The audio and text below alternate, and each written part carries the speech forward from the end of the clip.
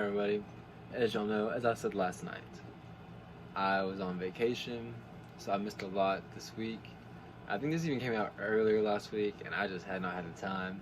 But here we go, Shang-Chi pitch meeting. I'm very excited. I love this movie, you can go check out my review for it. But I also love the pitch meetings. So let's get it, 1, 2, 3. So, you have a new Marvel movie for me? Yes, sir, I do. And I figured this could be our first foray into the world of martial arts, you know, other than that Iron Fist show we did. That never happened. No, it did. I remember with that guy from Game of Thrones? Yeah. No, we never did that. So what's the movie? Well, sir, I figure we could do a movie about Shang-Chi and the legend of the 10 bracelets. Isn't it 10 rings? Yeah, but I thought it could look cool if they were worn around the wrists, you know, and I think at a certain point a ring becomes a bracelet, scientifically speaking. No, I think at a certain point a bracelet becomes a ring, but then if a ring expands, it's always a ring. That sounds like it makes sense. Okay, 10 rings it is. Amazing. So what happens in the movie? Well, we're gonna meet Shang-Chi, right? But he calls himself Sean, and he lives in San Francisco. Okay. And he's friends with this girl named Katie, and they work as valets together. How do we know they're best friends? Because one of her first lines is, "We've been friends for 10 years. Oh, best friends love stating how long you've been best friends with them. Yeah, they do. So they're in love, I imagine? I mean, one's a boy and one's a girl. No, they're just friends. I liked that too.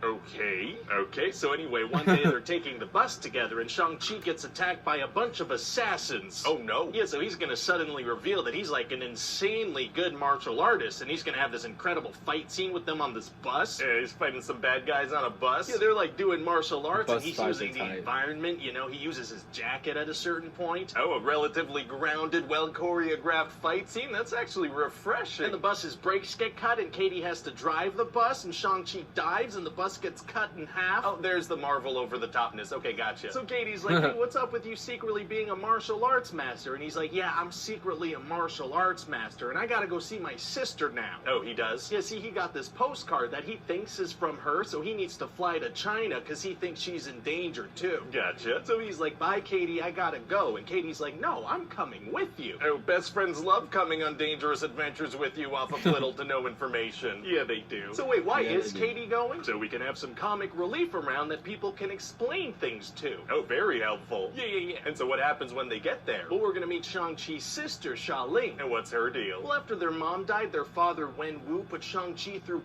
torturous, brutal training for years, right? That's terrible. Yeah, but she wasn't allowed to train with the men, so, you know, it was pretty unfair to her. Yeah, I mean, what a jerk of a father. How come she doesn't get the brutal torture? Oh, wait, I don't know how I feel about this morally. So since she couldn't train with them, she watched them and taught herself how to be even better than them. But how could she learn, like, the grabbing moves and stuff? Wouldn't she need people to practice with? No, not even. Oh, okay. So anyway, it turns out that Shang-Chi receiving a postcard was actually a setup by his father, and he has them both captured. Oh, no. Yeah, so they head to his place because he wanted to basically reunite the family, and he thinks he knows how to bring their mom back from the dead using these pendants and a map and stuff. So why did he send assassins after them? Oh, well, he says he knew they wouldn't be able to kill his children, so then why try? So we can have some fight scenes in the movie. That's a good point. So what's this guy's deal anyway? Well, he's 4,000 years old. Oh my god. Yeah, and he has these 10 rings, and he leads a group called the 10 Rings. So what do these rings do exactly? Oh, all kinds of stuff, sir. They make you immortal. Also other things involving energy or something. Oh, that's pretty vague, man. Yeah, this way they can do whatever I want them to do from scene to scene. Smart. And so he's actually the real Mandarin, and that Trevor Slattery guy from Iron Man 3, that was his doing. Oh man, I love that we can retroactively make our unpopular decisions seem calculated and deliberate and important. It is pretty sweet that we can do that, sir. And so what are we saying the 10 Rings organization does exactly? Oh, they've been doing stuff for thousands of years, so immense you can't possibly fathom it, but also vague enough that you probably wouldn't have heard of it. Gotcha. God, how many underground organizations that secretly control everything are there in the MCU at this point? Thousands. Wow, yeah, maybe we should find a new thing.